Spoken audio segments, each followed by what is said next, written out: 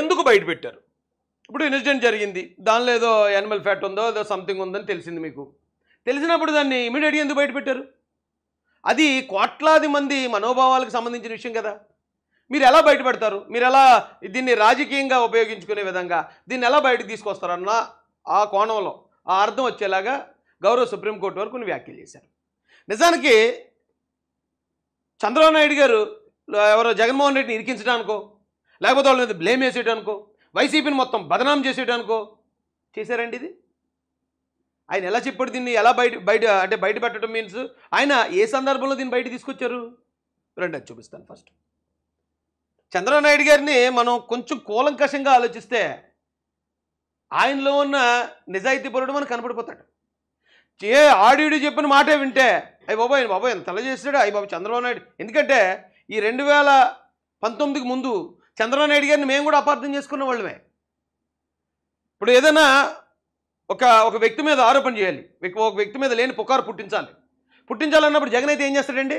అత్యవసర సమావేశం, జగన్మోహన్ రెడ్డి గారి అత్యవసర ప్రెస్ మీట్, మరికొద్ది క్షణాల్లో తిరుపతి దేవస్థానంలో జరిగిన ఘోరమైన దారుణం బయటికి మీ ముందుకు రాబోతుందని ముందు విపరీతంగా వైరల్ చేస్తారు. దాన్ని విపరీతంగా వైరల్ చేసిన తర్వాత జగన్మోహన్ రెడ్డి వచ్చి పేపర్లు ఎవరో రాసిస్తారో పేపర్లు పట్టుకొచ్చి ఏమంటే ఏం జరిగిందో తెలుసా, ఇంత దారుణం జరిగింది, ఈ తెలుగుదేశం పార్టీ ఇలా చేసింది, అలా అన్యాయం ఇలా చెప్తాడు. వీళ్ళు ఒక మాట కట్ చేశారు. చంద్రబాబు నాయుడు గారు ముందే ఉన్నారంటే అన్నదానానికి సంబంధించిన దానిలో చాలా లో క్వాంటిటీ ఉన్న వస్తువులు వాడుతున్నారు అన్నారు. ఫస్ట్ అది చెప్పాడు ఆయన. భక్తులకు అన్నదానం చేసే విషయంలో చాలా లో క్వాంటిటీ వస్తువులు వాడుతున్నారు వీళ్ళు కమిషన్లు కక్కుర్తుపడి అని చెప్పి ఆ తర్వాత లడ్డు విషయం ఆయన లేవనెత్తారండి. ఆయన చెప్పిన ఆ సమయంలోనండి కేవలం అన్నదానానికి భక్తుల అన్నదానానికి దానిలో బాగా లో క్వాలిటీ ఇంగ్రీడియంట్స్ వాడుతున్నారు. ఇక ఈ గీ విషయంలో కూడా యానిమల్ ఫ్యాట్ ఉండే గీని ఈ లడ్డు ప్రసాదం పవిత్రమైన లడ్డు ప్రసాదంలో వాళ్ళు వాడారని తెలిసి ఎంతో బాధపడ్డాను. ఆయన ఒక ఫ్లోలో చెప్పుకుంటూ వెళ్ళాడండి ఆయన్ని. ఆల్రెడీ అప్పటికి దాని మీద కమిటీ ఏదో వేశారు, అది ఎంక్వైరీ జరుగుతుంది, అక్కడ ఏం జరిగింది ఏంటి ఆ విధి విధానాలన్నీ బయటికి లాక్కొస్తూనే ఈయన ఒక ఇండోర్ మీటింగ్, అది కేవలం ఎమ్మెల్యేలు మాత్రం ఉన్నారు. నిజంగా జగన్మోహన్ రెడ్డిని బదనాం చేయాలి, అతన్నే టార్గెట్ చేయాలి, అతను నిరికించాలనుకునే చంద్రబాబు నాయుడు గారు అయితే ఇమ్మీడియట్గా మొత్తం ఇది ఇక్కడ రాష్ట్రంలో ఉన్న ప్రెస్ అంతటిని నేషనల్ ప్రెస్ అంతటిని పిలిపించి ఒక పెద్ద ప్రెస్ మీట్ పెట్టి మొత్తం దేశం అంతా వినిపించేలాగా ధూమ్ధామ్ చేస్తూ చెప్పుండేవారు. కానీ ఆయన దాన్ని రాజకీయం చేద్దామని అనుకోలేదండి, ప్రక్షాళన చేద్దాం అనుకున్నారు. ప్రక్షాళన ఆల్రెడీ అప్పటికే చేస్తారు ఆయన. వీళ్ళు చేసే దాన్ని బట్టి ఇక్కడ యానిమల్ ఫ్యాట్ ఉందని దానిలో ల్యాబ్ రిపోర్ట్ వచ్చింది. ఇప్పుడు మనం స్వచ్ఛమైన నెయ్యి వాడుతున్నాం, ఆల్రెడీ మార్చేసి ఇప్పుడు భక్తుల కోసం భక్తుల మనోభావాల కోసం మనం స్వచ్ఛమైన నెయ్యి వాడుతున్నామని ఆయన అక్కడ ఉన్న ఎమ్మెల్యేలకి జరిగిన అన్యాయాన్ని తలుచుకుని బాధపడుతూ చెప్పారు తప్ప దాన్ని పొలిటికలైజ్ చేద్దాం, దీన్ని మనం ఉపయోగించుకుందాం అనే ఉద్దేశంలో ఆయన చెప్పలేదండి. అలా చెప్పాలంటే ఎలా చెప్తారు? జగన్మోహన్ రెడ్డి గారు వచ్చి చెప్పారు, బోషుడికి అంటే ఎవరినో కాదు నన్నే అన్నాడు, బోషుడికి అంటే లా కొడుకు అని అర్థం, నన్ను కాదు మా అమ్మని అన్నాడు. ఇలా జనాలు రెచ్చగొడతారు. రెచ్చగొట్టడంతో పాటు మొత్తం అన్ని చోట్ల కూడా మీరు ధర్నాలు చేయండి, మీరు రాస్తారోకోలు చేయండి, దీక్షలు చేయండి అని పిలుపులు ఇచ్చేస్తారు. జగన్మోహన్ రెడ్డి అలా అంటే రెచ్చగొట్టే విధానం అలా ఉంటుందండి.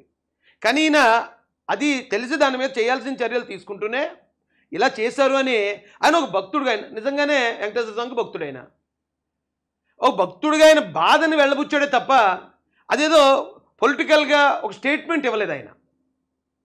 ఇది కాస్త మనం ఆయన మాటలు వింటే మనకు అర్థమైపోద్దండి, గమనించవచ్చు. ఏమండి ఇక రెండోది, ఆ ట్యాంకర్ని వాడలేదు కదా, ఆ ట్యాంకర్ని ఏదైతే ట్యాంకర్ని చెక్ చేశారో నెయ్యి, ఆ ట్యాంకర్ని వాడుకుని వెనక పంపించేసామన్నారు కదా, మరి ఇంకెలా కల్తీ జరిగిందని చెప్తున్నారు అని గౌరవ సుప్రీంకోర్టు వారు అడిగారు. ఓకే అండి, ఒకవేళ ఆ ట్యాంకర్ నెయ్యి వెనక పంపించేసి ఉండొచ్చు. ఆ ట్యాంకర్ నెయ్యి వెనక పంపించి అప్పటికే 4 సంవత్సరాల నుంచి అదే కంపెనీ అదే నెయ్యి సప్లై చేస్తుంది. గవర్నమెంట్ మారిన తర్వాత కొంచెం కట్టుదిట్టమైన చర్యలు తీసుకున్న చంద్రబాబు నాయుడు గారు చెక్ చేసేటప్పటికి అది బాగోలేదు, వెనక పంపించారు. ఎందుకో ఆయనకు డౌట్ సరిపోక గుజరాత్లో ల్యాబ్కి పంపించారు. ఆ ల్యాబ్లో ఇదిగో సోన్సో ఇలాంటివి ఉన్నాయి ఇందులో అని చెప్పి రిపోర్ట్ వచ్చింది. రిపోర్ట్ వచ్చినప్పుడు అదే నెయ్యి కదా 4 సంవత్సరాల నుంచి వాళ్ళు పంపిస్తున్నారు. అదే నెయ్యి పంపించినప్పుడు ఖచ్చితంగా ఇప్పటి వరకు కూడా వాడిన నెయ్యి అంతా ఇలాంటి నెయ్యి అయి ఉంటుంది కదా. యానిమల్ ఫ్యాట్ అక్కడ మనకి అవశేషాలు కనిపిస్తున్నాయి, ఏంటి ఎంత దారుణంగా ఇచ్చేశారు వీళ్ళు అని ఎవరైనా ఒక కన్క్లూజన్కి రావడానికి అది న్యాయమే కదండి, ఎవరైనా అలాగే వస్తారు కదా. ఎవరికైనా బాధ ఉంటుంది కదా. జరగలేదు అంటే ఇప్పుడు గతంలో ఆల్రెడీ వాడేసిన నెయ్యి, తినేసిన లడ్డూలు, అందులో ఇది ఉందని ఎలా ప్రూవ్ చేయగలుగుతారు? ఇప్పుడు ఆ లడ్డూల్లో ఉందా లేదా ప్రూవ్ చేయండి, గతంలో వాడారు లేదా ప్రూవ్ చేయండి. ఎలాగా? హౌ? అవి ఆల్రెడీ తినేశారు, వీళ్ళు వాడేశారు, లడ్డూలు తయారైపోయి లడ్డూలు భక్తులు పట్టుకెళ్ళారు, వాళ్ళు తినేశారు, సాక్ష్యం లేదు. సో సాక్ష్యం లేదు కాబట్టి అది కల్తీ జరగలేదు అని ఎలా చెప్పగలుగుతామండి మనం? కల్తీ జరగలేదు అని చెప్పడానికి సాక్ష్యం ఏది?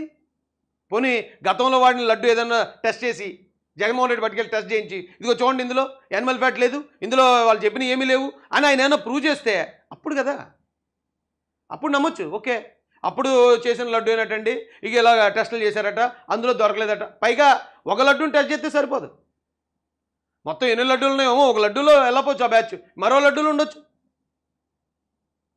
అది నాకు అర్థం కాలేదండి. అయ్యా, లడ్డూని టెస్ట్కి పంపించారా? లడ్డూని టెస్ట్కి అంటే నెయ్యి వచ్చింది, ఆ నెయ్యి కల్తీ అని తేలింది, ఆ నెయ్యితోనే, ఆ కంపెనీ నెయ్యితోనే ఇంతకాలం లడ్డూల్ని వాడడం జరిగింది. అయినా కూడా లడ్డూని కూడా టెస్ట్ చేయాలి. మరి ఆ లడ్డూని కూడా టెస్ట్ చేయాలంటే అది కొంచెం కష్టమైన పనే మరి. ఎందుకంటే ఆల్రెడీ తినేసారు ఆ లడ్డూలన్నీ, తినేసిన లడ్డూలు ఇప్పుడు టెస్ట్ చేయాలంటే అసలు ఇంపాసిబుల్. కాబట్టి ఒకసారి ఆలోచించండి, సెకండ్ ఒపీనియన్ తీసుకున్నారా? మూడోది ఏమన్నారండి వాళ్ళు? సెకండ్ ఒపీనియన్ తీసుకున్నారా? ఇంకొక ఏదైనా ల్యాబ్కి పంపించారా? అసలు చూసిన వెంటనే అవతల వ్యక్తి ఎవరో ఒకసారి మన మనసులో మెదిలితే అతను కమిషన్ క్యాండిడేటే, ప్రజాధనాన్ని దోచుకునే వ్యక్తే, ఎస్ ఇది కూడా చేసి ఉంటాడు.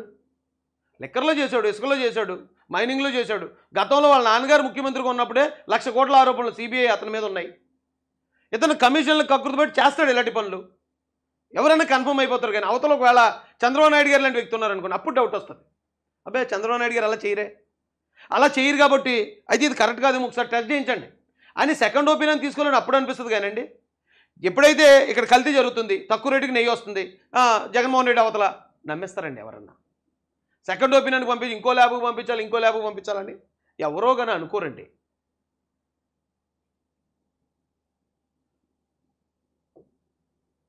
లడ్డూలో కల్తీ జరిగినట్టు ఆధారాలు ఉన్నాయా అంటే నెయ్యిలో కల్తీ జరిగినట్టు ఆధారం ఉంది. ఆధారాలు కూడా ఏమేమి ఆధారాలు అనేది నేను చూపిస్తానండి. కాకపోతే సుప్రీంకోర్టు వారు, గౌరవ సుప్రీంకోర్టు అడిగిన ప్రశ్నలకు మాత్రం నేను నా దగ్గర ఉన్న, అంటే నాకు అనిపించిన, ఒక సామాన్యుడిగా నాకు అనిపించినవి చెప్తున్నాను. అప్పుడు ఎగ్జాంపుల్ చెప్తానండి మీకు. నాకు ఒక షాప్ ఉంది, ఆ షాపులో నమ్మి నేను ఒక వ్యక్తిని అక్కడ షాప్ కీపర్గా పెట్టాను. పెట్టినప్పుడు ప్రతిరోజు షాప్లో దొంగతనాలు జరుగుతున్నాయి. అతను తప్ప ఇంకొకరు ఎవడో దొంగతనం చేసే అవకాశం లేదు. కానీ ఆ దొంగతనం అతను చేసాడని నా దగ్గర సాక్ష్యం లేదు. సాక్ష్యం లేనప్పుడు నేను అడిగితే, రే బాబు ఇక్కడ అది పెట్టాను తీసావంటే నేను తీయలేదంటాడు. నేను తీయలేదన్నప్పుడు ఆ తీయలేదని దాకా ఉండా, నన్నే దొంగతనం ఎత్తవా ఆ నన్ను అనుమానంతో అంటాడు. మళ్ళీ ఇదో తాల్పోటు. అందుకని ఆ షాప్ కీపర్ ఏం చేశాడు, ఆ షాప్ కీపర్ కాదు, షాప్ ఓనర్ ఏం చేశాడంటే అది తెలియకుండా సీసీ కెమెరా పెట్టాడు. అప్పటికే చాలా దొంగతనాలు జరిగాయి, చాలా వస్తువులు పోయాయి. అప్పుడు ఈ సీసీ కెమెరా పెట్టాడు. ఈ సీసీ కెమెరా ఉందని తెలియక ఆ షాప్ కీపర్ ఏం చేశాడు, యాజ్ యూజువల్ మళ్ళీ ఏదో ఒక చిన్న వస్తువు దొంగతనం చేస్తూ దాంట్లో పట్టుపడ్డాడు. అప్పుడు ఈ షాప్ ఓనర్ వెళ్ళి కేసు పెట్టాడు. ఏమంటే నా షాపులో ఇన్ని వస్తువులు 11 వస్తువులు పోయాయి, ఇదిగో ఈ వస్తువు చివరి వస్తువు ఇతను తీస్తున్నప్పుడు ఇదిగో సీసీ ఫుటేజ్ ఉంది, ఇతను తప్ప ఇంకోటి ఎవడు దొంగతనం చేయడు. నేను అడిగితే మళ్ళీ నా మీద తిరగబడ్డాడు, కాబట్టి ఇతని మీద మీరు చర్యలు తీసుకుని పోలీస్ కంప్లైంట్ ఇస్తే పోలీసులు, రే ఇదే చేసావా, ఇంకా ఏమేమి చేసావు, ఇక్కడే చేసావా, ఇంకెక్కడన్నా చేసావా, ఇలా మొదలు పెడతారండి వెరిఫికేషన్, ఎంక్వైరీ. కానీ ఒకవేళ వాళ్ళకి ఏమైనా మెయిల్ చేయాలి అనుకున్నప్పుడు, ఆ షాప్ కీపర్కి ఎవరైతే దొంగతనం చేసాడో ఆయనకి మెయిల్ చేయాలి అనుకున్నప్పుడు పోలీసు వారు ఏం చేస్తారంటే, ఈ ఒక్కటే తీసినట్టే కదా ఉంది ఆధారం, అంతకుముందు జరిగిన వాటికి ఆధారం ఉన్నాయా, సీసీ కెమెరా ఉందా, సీసీ ఫుటేజ్ ఉందా, కాబట్టి అవన్నీ మేము పట్టించుకోం, అయినా మాకు సంబంధం లేదు అంటే ఈ షాప్ ఓనర్ ఏం చేయగలడండి? ఏమి చేయలేము. కానీ న్యాయం ఏంటనేది అందరికీ తెలుసు. ఇప్పుడు చివరి దొంగతనాన్ని పట్టుబడ్డాడు, అంతకుముందు కూడా అతను తప్ప ఇంకొకరు లేడు, అతని చేతుల మీద అంత జరిగింది. జరిగినప్పుడు దానికి ఆధారం లేదు కాబట్టి మేము దాన్ని పట్టించుకోం, కన్సిడర్ చేయమంటే అంతే, మనం ఏం చేయలేము, మనం ఏమీ చేయలేమండి. ఎందుకంటే చట్టం అదే చెప్తుంది అంటారు, ఆధారాలు లేకపోతే మేమేం చేయలేము, ఏంటది ఐ విట్నెస్ లేకపోతే మేమేం చేయలేమంటారు. అంత మాత్రాన న్యాయం అన్యాయం అయిపోదండి. ఎందుకు లేట్గా చెప్పారు? 2 నెలలు ఎందుకు లేట్ అయింది అంటున్నారు. మళ్ళీ ఎందుకు త్వరగా చెప్పారు అన్నారు. ఫస్ట్ ఎందుకు బయట పెట్టారు అది ఆపండి. ఎందుకు బయట పెట్టారు అనేది ఫస్ట్ ప్రశ్న. తర్వాత ఎందుకు లేట్గా చెప్పారు? ఈ రెండిట్లో ఏదో ఒక ప్రశ్న అడగాలి. ఎందుకు బయట పెట్టారని అన్న అడగాలండి, లేదా ఎందుకు లేట్గా చెప్పారు, త్వరగానే చెప్పి ఉండొచ్చు కదా. అంటే బయట పెట్టినా తప్పే, లేట్గా చెప్పినా తప్పే. ఇప్పుడు చంద్రబాబు నాయుడు గారు దీన్ని రాజకీయం చేద్దాం అనుకోలేదు. ఒకవేళ అనుకున్న వ్యక్తి అయితే ఆయన మొత్తం ధూమ్ధాం చేసేద్దరండి. చాలా పెద్ద గొడవ చేసేసి పెద్ద ప్రెస్ మీట్ పెట్టేసి అలాగే ఆయన బయట పెడుతుడు. అంత సింపుల్గా ఆయన సర్లే ఇలాంటి దారుణమైన వ్యక్తులు వెళ్ళు, దేవుడు ప్రసాదంతో కూడా ఇలాంటి కల్తీ చేసిన వ్యక్తులు, ఇప్పుడు మనం దాన్ని సరిదిద్దుతున్నాం, ఎంక్వైరీ జరుగుతుంది అని మాత్రమే చెప్పాడు ఆయన బయటికి. దేవుడిని రాజకీయాల్లో లాగొద్దు అన్నారు గౌరవ సుప్రీంకోర్టు వారు. అయితే దేవుడితో రాజకీయం మొదలయ్యి దేశంలో చాలా కాలమైంది. మొత్తం రాజకీయం అంతా దేవుడితోనే ముడిపడి ఉంది. ఇక్కడ దేవుడితోనూ, ఆలయాలతోనూ, మసీదులతోనూ, దీంతోనే కదా మొత్తం ముడిపడి ఉంది భారతదేశ రాజకీయాలన్నీ. ఇక రాజకీయ పార్టీ ఒక మాట చెప్పినప్పుడు అక్కడ అన్యాయం జరిగింది అనగానే అవతల పార్టీ, తప్పు చేసిన పార్టీ ఏదైతే వైసీపీ పార్టీ ఉందో దాన్ని ఇమ్మీడియట్గా రాజకీయం చేస్తుంది. మేము రాజకీయ ప్రత్యర్థులు కాబట్టి మా మీద ఇలాంటి ఆరోపణలు చేస్తున్నారు, మేము రాజకీయంలో ఇలాగ అయ్యాం కాబట్టి అలా మొదలు పెడతారు. దేవుడు ఇక్కడ రాజకీయాల్లోకి దూరేసి చాలా రోజులు అయిందండి. దేవుడు మొత్తం మన రాజకీయాలన్నీ దాని చుట్టూనే జరుగుతున్నాయి. ఈవేళ కొత్త ఏముంది? సీఎం డీసీఎం వ్యాఖ్యలపై సిట్ మీద ప్రభావం ఉంటుంది కదా. సీఎం డీసీఎం పబ్లిక్ వచ్చి ఆడ కల్తీ జరిగిందని చెప్పేశాక మరి సిట్ వెళ్ళి ఎంక్వైరీ చేస్తే ఖచ్చితంగా వీళ్ళిద్దరి వ్యాఖ్యలు వాళ్ళ మీద ప్రభావం చూపిస్తాయి కదా అన్నారు గౌరవ సుప్రీంకోర్టు వారు. అయితే ఇది కూడా వేళ ఏం కొత్త కాదండి. ఇప్పుడు ఎస్సీ వర్గీకరణ అంశం 2004లో సుప్రీంకోర్టు కొట్టేసింది. అది సుప్రీంకోర్టులో ఉంది. సుప్రీంకోర్టులో ఉన్న పరిస్థితుల్లో గౌరవ ప్రధానమంత్రి నరేంద్ర మోడీ గారు సుప్రీంకోర్టులో ఉన్న అంశం ఉందని తెలిసి కూడా వారు హైదరాబాద్ మీటింగ్కి వచ్చి మందకృష్ణ గారితో నేను చేసేస్తాను అని వారు హామీ ఇచ్చారు. మరి కోర్టులో ఉన్న అంశాన్ని ఒక సాక్షాత్తు ప్రధానమంత్రి గారు చెప్తే ఆ తర్వాత 24 సంవత్సరాలు అంటే దాదాపు 20 సంవత్సరాల నుంచి రాని జడ్జిమెంటు ఆయన వచ్చి వెళ్ళిన ఒక 4-5 నెలలు వచ్చేసింది. ఇక్కడ ఏమైనా జరుగుతాయండి జరగడానికి. ఈవేళ చంద్రబాబు నాయుడు గారిని బూచిగా చూపించేసి చంద్రబాబు నాయుడు గారిది ఏదో తప్పని ప్రిపేర్ చేసేద్దాం అనుకున్న చాలామంది జర్నలిస్టులు, న్యూట్రల్ జర్నలిస్టులు, వండి వారు చేస్తున్న వాళ్ళు, వీళ్ళందరికీ నేను చెప్పేది ఇదే. ఇక్కడ ఏ రంగం కూడా, ఏ డిపార్ట్మెంట్ కూడా పూర్తిగా న్యాయంగా లేదు. అవినీతి అనేది, రికమెండేషన్లు అనేవి అన్ని రంగాల్లోకి దూరిపోయి ఉన్నాయి. అయితే ఎవరిది నోరు పెద్ద అయితే వాడికి న్యాయం జరుగుతుంది. ఇక్కడ ఒక వ్యక్తిని మంచోడినైనా సరే అవినీతి పరుని చేసేయగలరు, అవినీతి పరుని కూడా మంచోడిని చేసేయగలరు. అదేగా జరిగింది. అంత అవినీతి చేశారని తెలిసిన జగన్మోహన్ రెడ్డిని కూడా ఆ ప్రశాంత్ కిషోర్ అనే వ్యక్తి ఆ పాదయాత్రలో హీరోని చేసి చూపించాడు జనాలందరికీ. హీరో అయిపోయాడు. 14.5 సంవత్సరాలు ముఖ్యమంత్రి, ఏ మచ్చ లేకుండా చేసిన ముఖ్యమంత్రి నారా చంద్రబాబు నాయుడు గారు ఆయన్ని విలన్ చేసేద్దామని ఆయన మీద రకరకాల మాటలు, రకరకాల ఆరోపణలు